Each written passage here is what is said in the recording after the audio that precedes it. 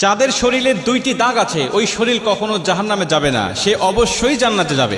হাদিসটি সহিহ তিরমিজির 1669 নম্বর হাদিস এবং সহিহ আত-তারগিবের 1376 নম্বর হাদিস।